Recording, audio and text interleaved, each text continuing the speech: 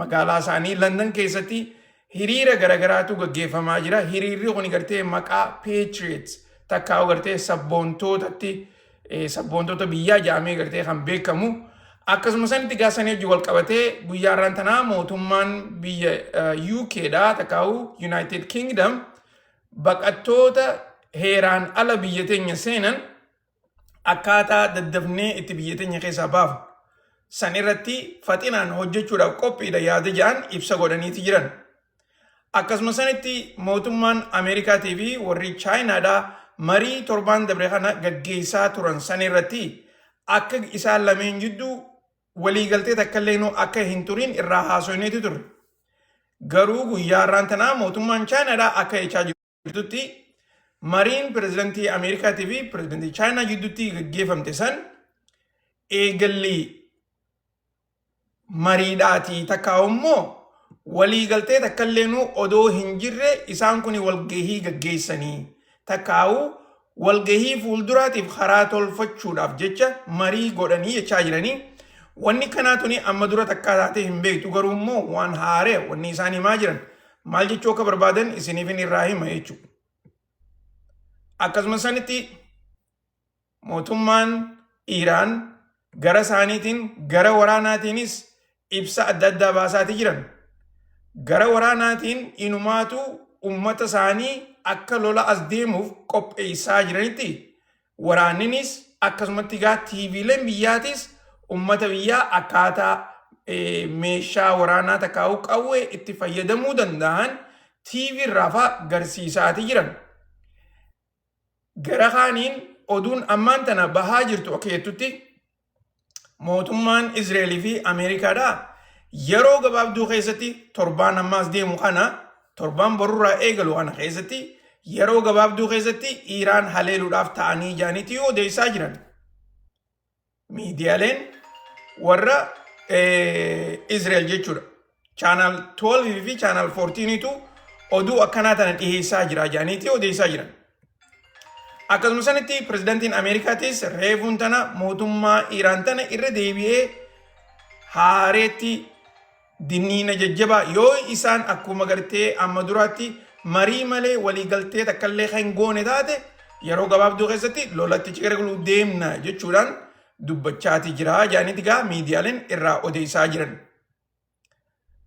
Oduulee tanaa fi oduulee biraatis gurguddoo isiniif hin qabaa. Akkasumas sanitti warra gartee Taayiwaan taniin gartee haleellee isinii irraa himaa ture. Pirezidantiin Ameerikaadhaa biyya Taayiwaan san irra deebi'uudhaan of eeggannaa akka godhanii fi akkasumas sanitti gartee isaan kun nuti biyya kophaadhaati jedhanii akka hin falmannirraa isaan kana akeekachiisuun san ni yaadatama. Garuu arraan tana dura deeman biyya Taiwan ibsa gartee takkaa'u deebii pirezidantii Ameerikaatiif godheeti jira jaaneeti gaa odeessaa jiran.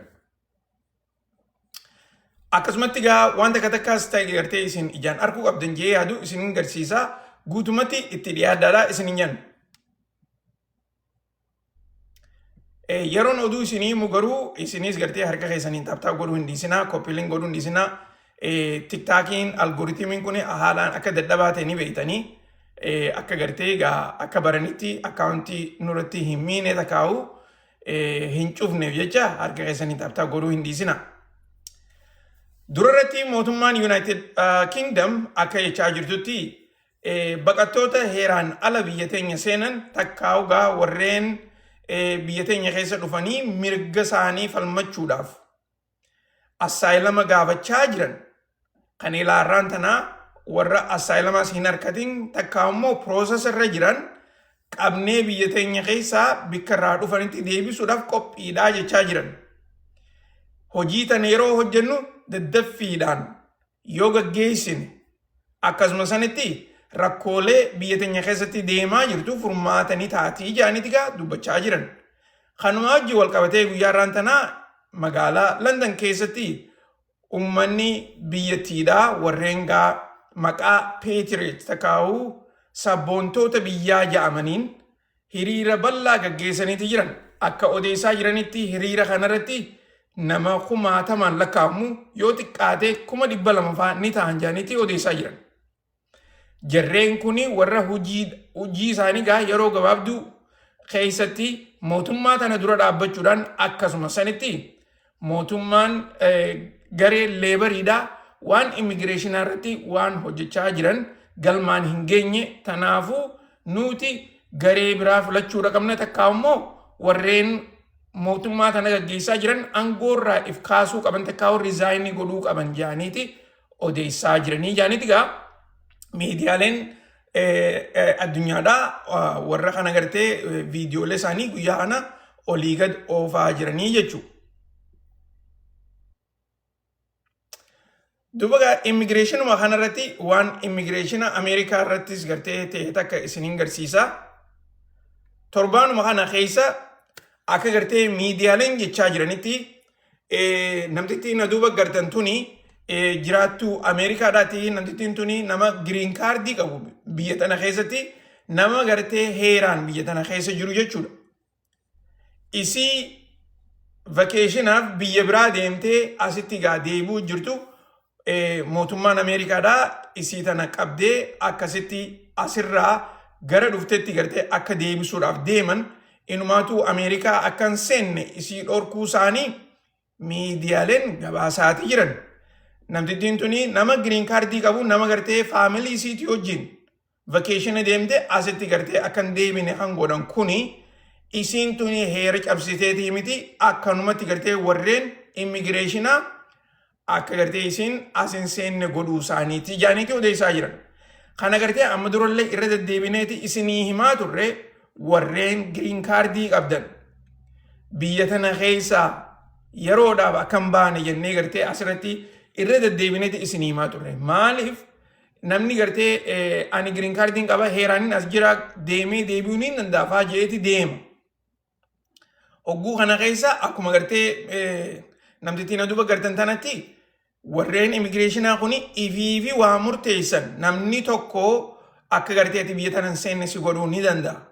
Kanarratti gartee heerri achitti akka seenuu qabda jedhee dirqamaan sinoqu tokkollee nuu hin jiru. Maaliif warreen immigireeshinaa dandeettii addaatii harkaa qaban kana gartee irra deddeebinee haasofneeti jirra kunoo akkanatti gartee nama dhoorkaa jiran jechuudha.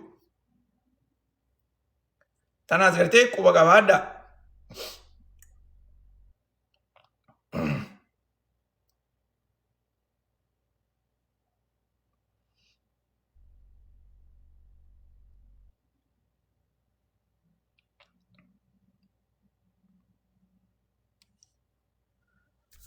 Dubaga eega gartee guyyaa kaleedhaa pirezidantiin Ameerikaadhaa biyya Chaayinaa dhaqee achirraa as deebi'e booda mootummaa Taayiwaan tan duraan biyya Chaayinaadhaa turte achi booda gartee gaa isiin tuni amma aayilaandii xiqqoo takka aayilaandii tana sababa gartee walgahii pirezidantii biyya Chaayinaatii wajjin godhee pirezidantiin biyya Chaayinaadhaa Ameerikaa waa'ee Taayiwaan kanatti gartee if duuba deebuu qabdan qofa odoo hin taane harka keessan keessaa baafachuudha qabdanii yoo isin keessaa kan baafanne taate nuuf isin jidduun karaa lolaatti gartee achi gargaluudhaaf teenyaa je'ee pirezidantiin Chaayinaadhaa suduudhaan pirezidantii Ameerikaadhaa akeekachiise san irraa haasawaati ture. Duuba gaa pirezidantiin Ameerikaadhaa kanuma ilaalchisee guyyaa kaleedhaatis Taayiwaan waan gartee ammaan tana godhaa jirtuu fi if eeggannaa cimaa akka gootu keessaafuu waan Chaayinaan barbaaddu wajjin wal qabatee akkasumatti gaa karaa gartee Chaayinaa jalaa as bahuu irratti gartee humaata akkallee akka hin jijjiirre jedhee yaada isaa ibseeti ture. Yaaduma kana ilaalchisee guyyaarraan tanaa dura deeman biyya Taayiwaan takkaa'oo aayilaandii Taayiwaan kuni inninis karaa miidiyaatiin deebii pirezidantii Ameerikaatiif godheeti jira. Akka gartee inni jechaa jirutti Taayiwaan jechuun biyya kophaadhaati. Hiree teenyaa fi murtii biyya teenyaa nuutu murteeffata malee nam tokkollee tana nuuf murteessuus hin danda'u. Nu gargaaranis nu gargaaruu baatanis wanni nuti gartee barbaannu ifii teenyaaf godhanna yaada jiru pirezidantiin biyya Taayiwaan ibsasaa godheeti jira. Dubbiin tuni achitti hin dhaabbattu inumaatu guyyaa kaleedhaa pirezidantiin Ameerikaadhaa akka miidiyaa wajjin ibsa godhaa turetti inumaatu Taayiwaan tun yeroo gabaabduu keessatti waan harka Chaayinaa galuuf teessuuf jecha yoo gartee kaampaanoonni biyya Taayiwaan keessaafuu kaampaanoonni gartee kompiitar chipsii tolchan hundi isaaniitu karaa Ameerikaadhaa yoo galan silaa gaariidha.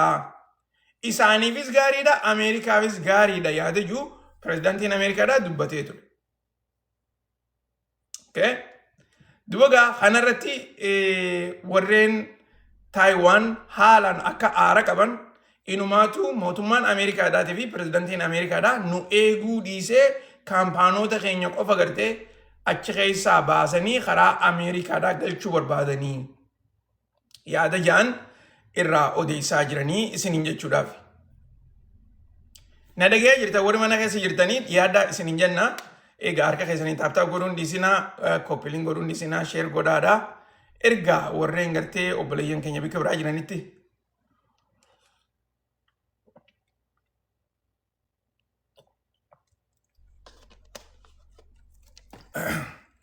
Waalaikum salaam warri ammaan tana dhufaa jirtan dhiyaadhaa.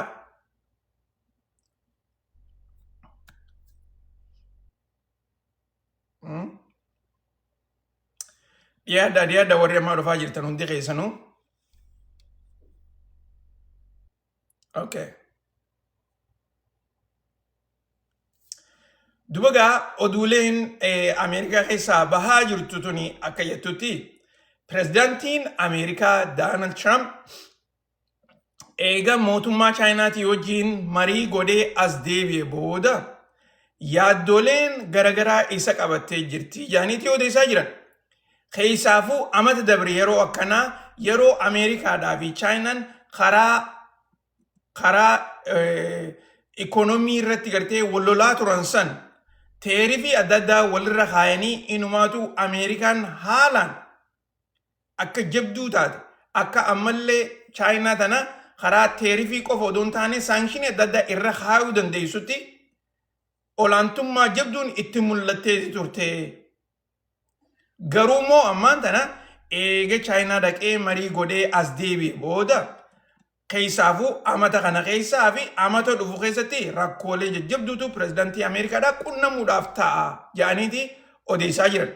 Kanarratti mariin inni pirezidaantii biyya Chaayinaatii wajjin godhaa ture san akka inni barbaadutti waan galma hin ga'iniif jecha ikoonomiinis rakkoo keessa waan galtee jirtuuf jecha lolli ammaan tana Iiraan jidduutti gaggeeffamaa jiru kunis Ameerikaa akkaataa isiin itti barbaadutti gartee waan gargaaraan jirreef jijjiiramni hamaan biyya keessattis keessaafuu karaa ikoonomiitii fi karaa poolitikaatiinis rakkoon adda addaa waan pirezidaantii qabachuudhaaf teessuuf jecha rakkoolee hamtuutu pirezidaantii Ameerikaatii fi inumaatu adiministireeshina isaa kanarratti as deemaa jira jaaniiti odeessaa jiran. So, akkuma gartee miidiyaaleen gartee ammaan tana marii san keessa gabbuudhaan irraa hubatanii fi walgahii sanirratti waan isaan irra walii galan keessattuu gartee karaa ikoonomiitiin takka ammoo furmaata poolitikaa addunyaatii fi hariiroo isaan lameen jidduu irratti gartee waan adda addaa jala deemuudhaan eegalaalan booda walii galtee takkailleenuu akka hin jirre hubannoon isaanii galma geessee jirti jechuudha.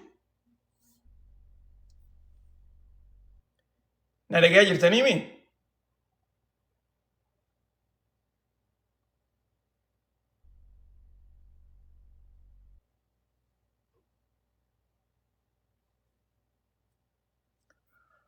Dubagaa akkuma na duuba gartan kanatti baatii dabartee tana durarratti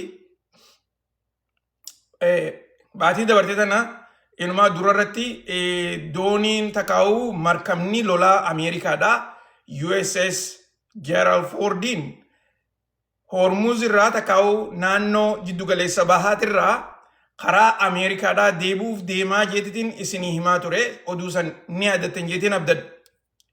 Akkuma gartee na duuba gartanitti kunoo guyyaa irraan tanaa USSR'n karaa Ameerikaadhaa galuusaa miidiyaaleen gabaasaatii jiran. Inumaatu eega hujii irratti bobbahee marsaa tana amata tokko ol yoo xiqqaate guyyaa 300 bikka adda addaatti hojiirra waan tureef jecha amma immoo gara Ameerikaadhaa as deebi'ee asitti meenteenaansii qaama isaatii fi akkasuma sanitti meeshaalee waraanaatii fi guutumatti gartee waan godhamuu qabuuf jecha gara Ameerikaadhaatti as deebi'ee jira jaaniitii odeessaa jiran. Keessaafuu yeroo dabarte keessatti dooniin tuni jiddugaleessa bahaa irratti gaa bakka adda addaatti gartee lola Iiraanii hojii gaggeessaa turte kanarratti dura deeminsaan irratti hirmaachaa turan akkasuma sanitti gaa waraanni Iiraanilleen bakka adda addaatti gartee karaa misaayilotaa fi diroonnaniin illee haleeluudhaaf irra tattaafatanii turan. Sanillee firaa dhoorkuudhaaf yeroo takka inni nuu dhawamee ture jaanii irraa odeessuun ni yaadatama. San qofallee odoon taane dhawamuu san takkaa gartee haleellaa isarra geesseef jecha deemee karaa Yuurooppiidhaa achitti tolchanii hojiirra deebisan jaaniitii odeessaa turan. Duba gaa ammaan tana deemee Ameerikaa dhufeeti jira jaaniitii gaa odeessaa jiranii jechuudha. Okay?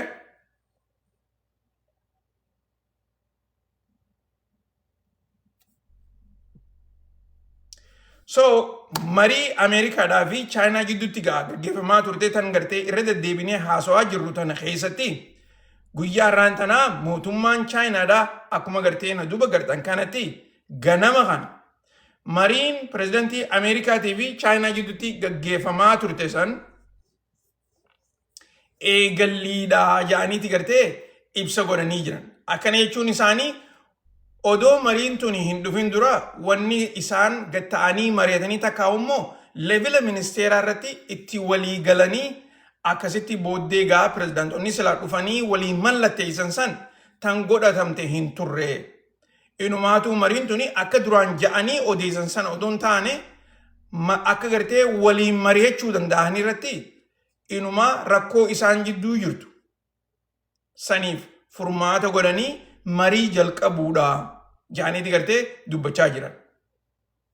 I think akkaan gartee amma isinitti himaa jiru kun yoo isin galetaa ta'e jechuun isaanii nuti haala hamaarra turre takkaa'u gartee haala marii goonu odoon taane hariiroo badduurra turre hariiroo badduu sanirraa dura dursoo pirezidaantonni wal dura dhufanii akkasitti ifii isaaniitiif nagee eega buusan booda marii irratti gartee marii godhuu irratti jalqabaa jechuu isaaniiti. Okay? Kun egaa yeroo biraatirraa yeroo dippiloomaatonni adda addaa akkanatti gartee walitti dhufan kanarraa waan addaati jechuudha. Keessaafuu pirezidantiin Ameerikaadhaa irra deddeebi'ee gartee anaa fi Xi Jinpingiin nama hedduu waliin hojjechuu danda'u wal qabanyaa je'ee faaruu inni godhaa tureef san keessatti amma immoo akka gartee warri Chaayinaadhaa jechaa jiranitti pirezidantiin Ameerikaatii fi isaan gidduu hariiroon jabduun san akkan turre inumaatu akka gartee xiqqoo malee diinaatti wallaalaa turan sababa karaa ikonoomii irratti akkasumatti gaa lola gartee ammaan tana giddu galeessa bahaa qofa odoon taane lola gartee isaan keessaafuu Ameerikaan fuuldura kana gaggeessuudhaaf deemtaniin isin jechaa ture kan naannoo Eeshiyaatti gartee keessaafuu Strait of Malacca irratti waan godhamaa jiru irratti. So tana gartee yeroo adda addaa irraa haasofneeti jirra furmaanni siidaa waan as deemu kana keessatti haalaan sodaachisaadha jechuudha.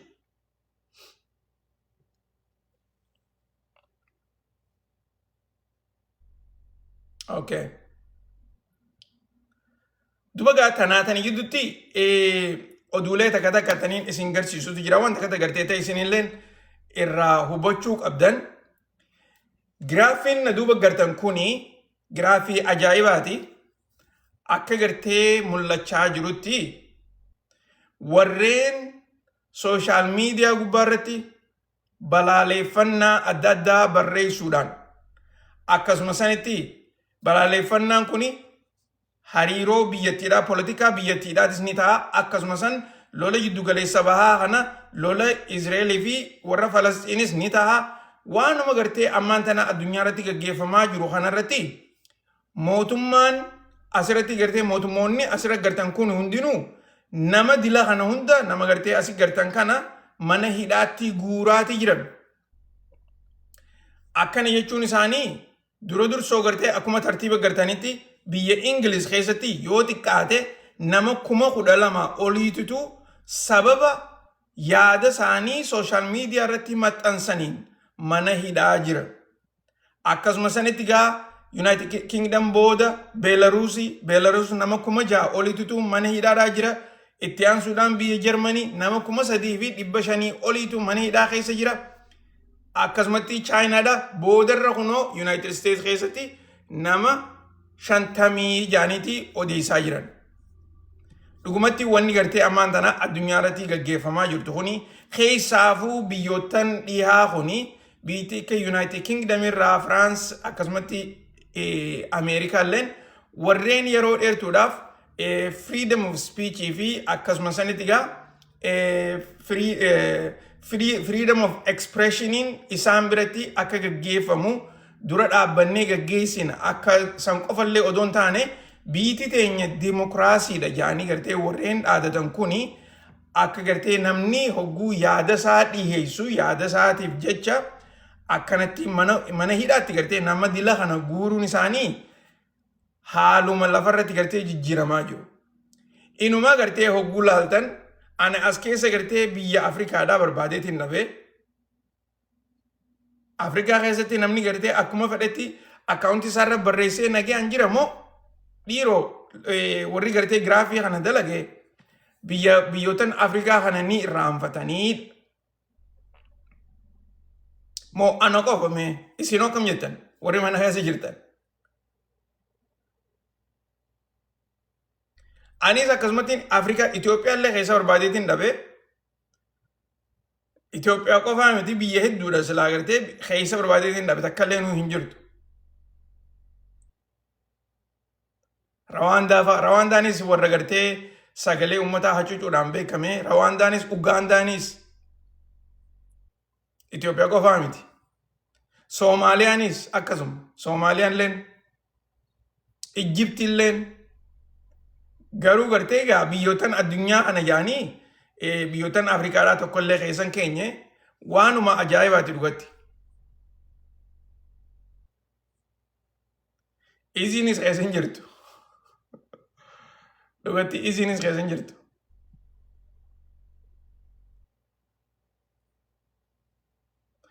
Egaa biyya Awurooppaa qofa yoo jette Siiriyaan Awurooppaa keessan jirtu. Indiyaan Awurooppaa keessan jirtu akkasuma sanitti gartee jara kaanoo Taayilaand Awurooppaa keessan jirtu. Belarus illee gartee xiqqoo malee Eeshiyaadha.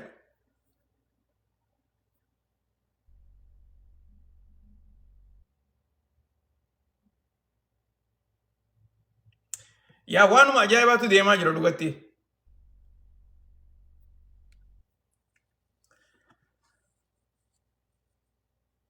Tolega, oduutti aantutti achi dabarraa guyyaa kana itti gaafatamaa waraana Pakistan. Asiim Munir takka gartee Chief Asiim Munir Hajaaniin kumana duuba gartan kanatti ibsa bal'aa godheeti jira akka gartee gaa ibsa isaa kanatti keessaafuu hariiroo Pakistaanii fi Suudi Arabiyaa jidduu jirtu irratti yaada babal'aa tokko dubbatee jira. Akka inni jechaa jirutti nuti biyya Suudi Arabiyaadhaa biyya masgiidota gartee addunyaa irratti takkaa gartee amantii Islaamaa biratti haalaan kabajamu masgiidota lameen biyyi gartee if keessaa qabdu Suudi Arabiyaa nuti dhiiga keenyallee taatu ganneenne eeguudhaaf qophiidha. Inumaatu hariiroon nuti Suudi Arabiyaadhaa hojii qabnu hariiroo ummata Islaamaa hunda bikka buunee gaggeessinu taatee mul'achuu qabdi je'ee gartee yaadota adda addaa warreen gaa waraanota taa'ee isa dhageeffatuu fi dippiloomaatotaaf ibsa godheeti jira. Akkuma yaadatanitti mootummaan Suudi Arabiyaatii fi Pakistan hariiroo waraanaa waliin godhanii ammaan tana mootummaan Pakistan waraanan isaanii Airforsiilee biyya Suudi Arabiyaa keessa naqanii achirraa xayyaaronni lolaa hundinuu gartee Suudi Arabiyaa eeguudhaaf qophiidha jaaniitii odeessaa jiran. Gara kaaniin akkuma gartee amma dura irraa haasofnetti hariiroon tuni rakkoolee amma fuuldura as deemuudhaaf deemtu. Tan naannoo jiddugaleessa bahaa kanatti lafa waraanaa gootee jijjiiruudhaaf teessu tan mootummaan Israa'el akka dura deeminsaatiin lafa saaminsa biyya hedduu irratti gaggeessaa jirtu kana dura dhaabbachuudhaaf jecha biyyoottan hedduun hariiroo akka godhatanii jiran isinii himeetiin jira.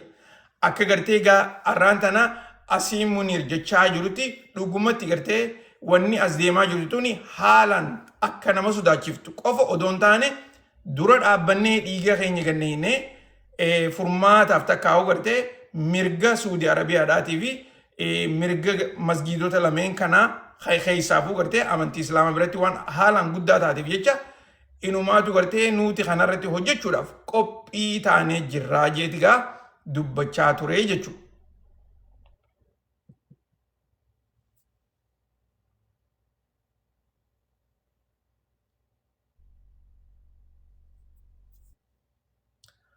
Dubagaa dubbiin tuni achitti dhaabbachuudhaaf hin deemtu keessaafuu guyyaa arraan tanaatillee irra deebi'ee ministeerri haajaa alaa biyya Iiraan akka gartee miidiyaaleedhaaf ibsa godhaa jirutti yeroo tanatti biyyoottan akka foreign ministera biyya Raashaatii fi kan biyya Chaayinaatii wajjinis bilbilaan marii godhuudhaan haalaataa yeroon tuni keessa jirtuu fi dippiloomaatiklii gartee bikka akkam akka ga'anii jiran sanirratti gartee dubbateeti jira. Kana keessatti mootummaan Ameerikaadhaa wanni gartee isii takkaa'u marii ammaan tana galma ga'uu dhorke takka guddoon nuti Ameerikaa hin amannu. Akkasuma san Ameerikaanis nun amananii tanaafuu gartee warreen nu jidduu jiru biyyoottan akka Paakistaanii fi Chaayinaanis garee biyyoottan biraatis furmaata kana gartee irratti akka hojjechaa jiran ni amanna. Garuummoo dhaamsi keenya guddaan lolli fuuldura akka nurratti hin kaane. Kanarratti gartee duraanuu waliigaltee odoo qabnuuti lolli kun nurra ka'e jechuudhaani ibsa isaa kana godhee jira. Achittillee odoo hin dhaabbatiin inumaatu akka gartee miidiyaaleen gabaasaa jiranitti mootummaan Iiraan mootummaa Ameerikaadhaa Jeneevitti akka mana heeraatti takkaa'ugaa mana heeraatti dhiyeessaa jiran keessaafuu lola amata waliigaltee amata bara 1985 irratti walii mallatteessan san Ameerikaan diidee lola Iiraan irra banuu kanarratti warri Iiraan mana seeraatti Ameerikaa gaafachaatii jiran. Kana keessaa akka gartee warri Iiraan jechaa jiranitti Ameerikaan hariiroo duraan qabnu san keessaafuu gartee lola isin irratti hin bannu jedhanii tan amma dura nu wajji walii galan san diiganii lola waan nurra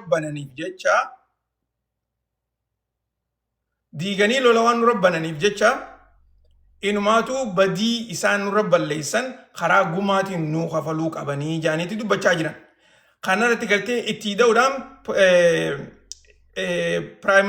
ministeertichi haajaa alaa biyya Iiraan akka jeetti nuti Ameerikaa irraa horii arkanna jenneetii miti hogguu gartee akkanatti mana seeraatti isaan dhiyeessinu. Wanni nuti godhaa jirru heera addunyaadhaati guutu jirra. Kanaaf ammoo badii isaan nurra dalagan kana duraanuu waan gartee heeraan tolfamee jiru takka waan cabsaniif jecha addunyaan guutuun akka nuu beektu barbaannaa jechuudhaani deebii godhee jira jechuudha. Dubagaa kana ilaalchisee pirezidantiin Ameerikaadhaa akkuma garteen duba gartan kanatti arraantanaas irra deebi'uudhaan mootummaa Iiraan akeekachiiseetii jira. Akkuma gartee durarratti isinii hime mootummaan Iiraan pirezidantiin Ameerikaadhaa irra deddeebi'uudhaan waan kana jechaa jira. Ni yaadattan yoo xiqqaatte gartee baatii takkaa fi cinaa yoo Iiraan diiliin hojiin goone nuti lola gallaa yoo Iiraan diiliin hojiin goone akka gartee isaan hulii booda hin jiraannetti dhabamsiifnaa jechuudhaan dudubbachaati jira. Inumaatu arraan tana yaaduma san irra deebi'ee dubbachaa jira.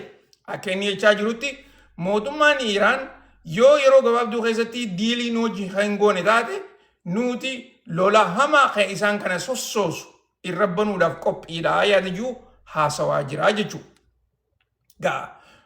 Irra deebi'uudhaan ministeerri haajaa alaa biyya Iiraan akka gartee reefuun tana jechaa jirutti yaada kanarratti Ameerikaan baatii afran tana qofa odoo hin taane amma duraas akkanuma nu sodaachisaa turanii wanni isaan haareetti gartee fidan takkallee nu hin jirtu yaadachuu dubbatee jira isiniin jechuudhaaf.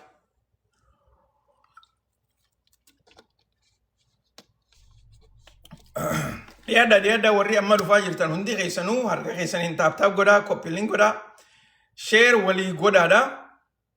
Egaa oduu himaa jirra salaamtaa teessanis akka nu geessee abdiidha akkasumatti salaamtaan teenya isinaadha qabdu isiniin jenna. Dhiyaadha harka keessaniin taaptaap godhaa, koppiliin godhaa, sheer godhaa. Warreen karaa YouTube'iitiin amma dura nu dhaqabinis YouTube'is dhaqaatiiti subscribe godhaadha. Gara Facebook'itiinis barruudhaan kana nu gartanii. Egaa akkasumatti karaa asirrattis isin hundinuu gartee warreen amma dura follow nu godhinis akka follow nu godhan itti himaadha walii daddabarsaa isiniin jenna.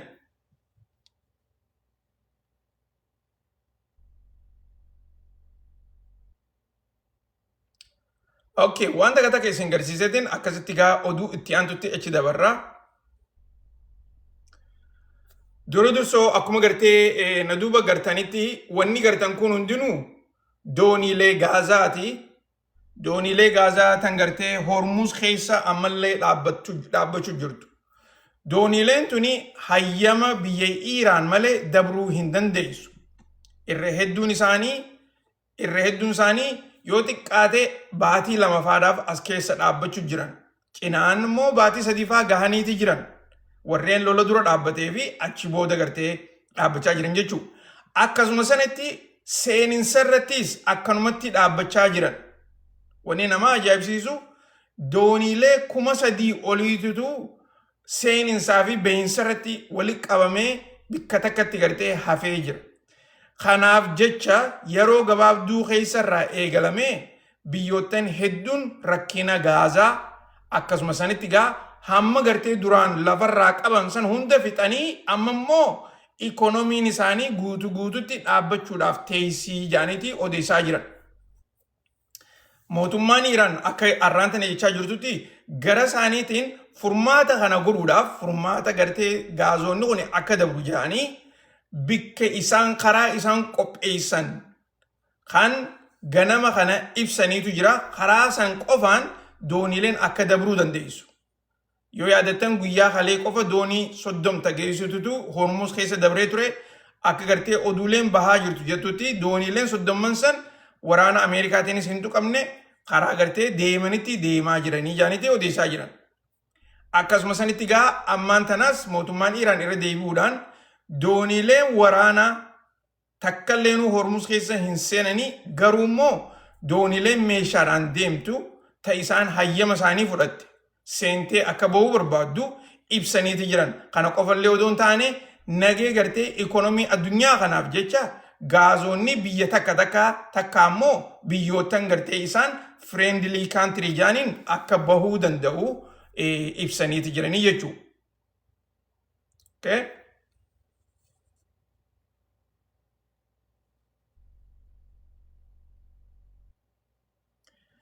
Dubagaa tana keessatti gartee egaa footoolee takka isiniin garsiisan isiniin jee akkuma gartanitti pirezidaantiin Ameerikaadhaa hogguu gartee biyya Chaayinaadhaa dhiisee deemu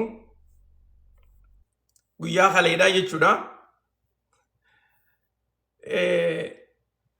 Gaggeessaa isaatiif nam tokkollee nuu gad hin geessine. Nam tokkollee nuu gartee ministeeronni takkaa'ugaa warreen olaantoonni mootummaa Chaayinaadhaa gad hin geessine. Akkuma gartee duuba gartan kanatti kophaa isaa makiinaan bikka kanatti isa buuftee toora kanatti gartee bikka dhumaa kanarratti makiinaa isa buufteeti makiinaarraa bu'ee gartee akkasitti xayyaara isaa horaa jira. Yeroo hedduu bikka kana gartee ilaa hanqa inni xayyaara horuu warreen silaa isa gaggeessu jechuudha. Ministeerota ta'uu warreen gaa itti aanaa mootummaa ta'anii namummaan jajjabaan gartee akkanatti as dhufeeti silaa gartee akkasitti ilaa xayyaara isa horisan. Sani hundi keessanuu agartanii beeytanii ni beeytan jechuudha. Yeroo biraanii agartan yeroo gartee gaa warreen pirezidaantootaa fi piraayim ministeeronni biyyoottan adda addaa wal gaggeessan. Okay? So akkumaan durarratti isinii hime yeroo simatamuu olaantoonni gartee qondaalonni olaanaan biyya chaayinaadha isa hin simanneen isiniin jee akkasuma sanitti garuu immoo ammaan tana hogguu gartee kalee hogguu gartee xayyaara horuudhaaf deemaa jiru kophaasaati. Jarreen kun egaa silaa'uu gartee warra securityidhaati kun protokoola egaa warri gartee as jiru kun hundinuu gartee security isaati. Duba gaa kun hundinuu waan isin garsiisu gabaabinatti hammam takka chaayinaadhaa fi Ameerikaan karaa gartee hariiroo irratti polotikatti akkasuma san waan ammaan tana addunyaa irratti gartee gaggeeffamaa jiru irratti adda fagoo akka jiran. Kana gartee kan miidiyaan irra deddeebi'ee isinii himu odoon taane egaa miidiyaa alatti gartee waan mul'atu kun.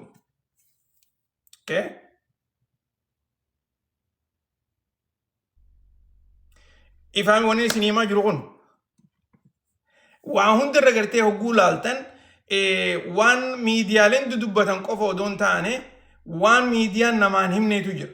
Waan gartee ijaan agartee gaa muuxannoo horachuutu sirra jira, muuxannoo qabaachuu sirra jira waan akkanaa tana gartee ijaan arguudhaaf waan akkanaa tana gartee hogguu laalte hammam takka isaan kun wal cinaa dhaabbatanii harka ol fuudhanii footoo waliin haa ka'anii malee garuu garaagarummaa hamtuu isaan jidduu jirtu.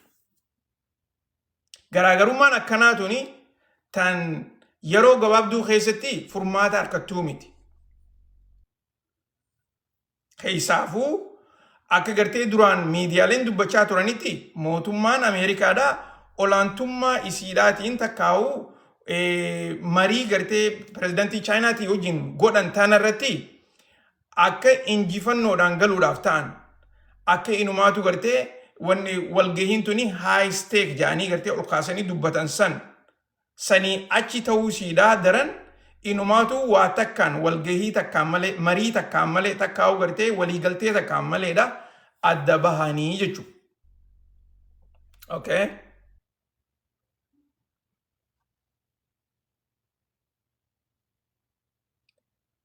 Oduu takka taniin isin garsiisuu barbaadeetu jira.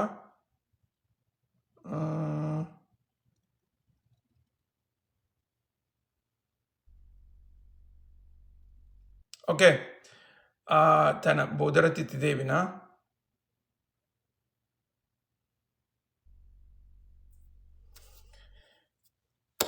Guyyaa kaleedhaa naannoo Libanaan keessatti akkasuma sanitti Iraaq keessattis waraanni Ameerikaadhaatii fi waraanni Izraa'el dursoo jiddu galeessa bahaa kana keessatti waa sadii jajjabduudhaatu guyyaa kaleetiif har'a jidduu gaggeeffame. Dursoo Libanaan keessatti waraanni Izraa'el itti gaafatamaa waraana murna waraana Hizbollaadhaa haa ta'e murna gaa waraana isaanii waliigalaa odoon taane murna tokkorraa itti gaafatamaa haa ta'e ajjeesuu isaanii ibsaniiti jiran. Kana gartee miidiyaaleen warra Hizbollaadhaatilleen ifatti dubbataniiti jiran jechuudha. Gara kaaniin mootummaan Izraa'el Gaazaa keessatti itti gaafatamaa takkaa'uu akkasuma sanitti itti gaafatamaa waraana Hamaas haa ta'e tokkos ajjeesuu isaanii dubbataniiti jiran. Gara kaaniin waraanni Ameerikaadhaa ajajaa takkaa'u itti aanaa ajajaa gareelee warra Iraaq keessa jirtuu taniin isinii himaa ture san keessaa nama tokko qabanii karaa Ameerikaadhaa fiduu isaanii miidiyaaleen gabaasaati jiran. Kana keessa gaa warreen kun warra keessaafuu namtichi kan Iraaq keessa qaban nama waraana Ameerikaadhaatii fi inumaa hojjettoota Ameerikaadhaa ni ajjeefna je'ee if dura dubbate. Tanaafuu mana seeraatti dhiyaachuu qabaa jeeti pirezidaantiin Ameerikaadhaa hara isaatiin ibsa godhee jira jechuudha waan kanarratti. Okay.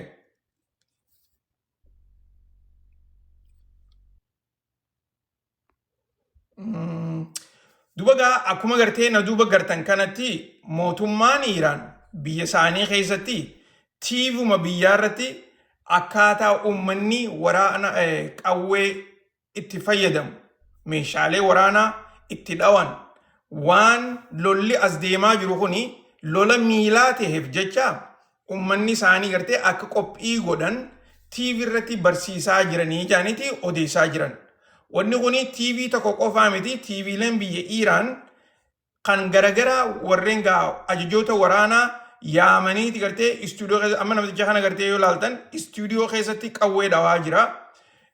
Akkanatti gartee akkaataa isaan yoo gartee Ameerikaadhaa fi warri Israa'el lola miilaan nurra banan ummanni keenyaas qawweedhaas akkatti dhawan baranii ifii isaaniitiif akka if eeganii fi naannoo isaaniitillee waraana cinaa dhaabbatanii akka eeggatan ga'aniiti beekumsa takkaa gartee barnoota TV irratti hannaafii jiranii jaaniiti odeessaa jiran. Okay? So, wanni tuni egaa kaleedhaas akkana ture arrallee irra deddeebi'aniiti godhaa jiranii ammaasis gaa ifatti mootummaan warra Israa'elis TVlee isaanii channel 12 fi channel 12 fi channel 14 channelonni lachuutu akka jechaa jiranitti lolli marsaa itti aantu tuni yeroo gabaabduu keessatti inumaatu torbaan as deemu kana keessatti ni eegalamaa jaaniiti odeessaa jiran. Kana waraanni Israa'elis akka gartee qophii godhaa jiran irra deddeebi'anii dubbachaa jiran. Ameerikaanis karaa gartee miidiyaalee garaagaraatiin akka lolaaf qophaa'aa jiran dubbachaatii jiran jechuudha. Garuu immoo mootummaan Iiraanis yaada lama dhiheessaatii jiran gara tokkoon inumaa reefuun tana ministeerri haajaa alaa akka jechaa jirutti nuti Ameerikaa wajjin marii godhuudhaaf takkaa gartee marii amma irra jiru kanarratti Ameerikaan akka marii godhuu barbaaddu karaa warra Paakistaaniin dhaamsi isaanii nu qunnamee jira jeeti dubbachaa jira. Garuu immoo ummanni Iiraanis lolaaf akka qophaa'aa jiran irra deddeebi'aniiti dubbachaa jiran. So yeroo hedduu gartee hoggaa lola godhan kana namni hedduun marii irratti xiyyeeffata. Garuu immoo oduma mariin tun jirtuuti Ameerikaa fi warri Israa'el lola gartee gaggeessaa jiranii kana akka gartee nam tokkottu shakkii hin taane hubaddaadhaa isiniin jechuuf.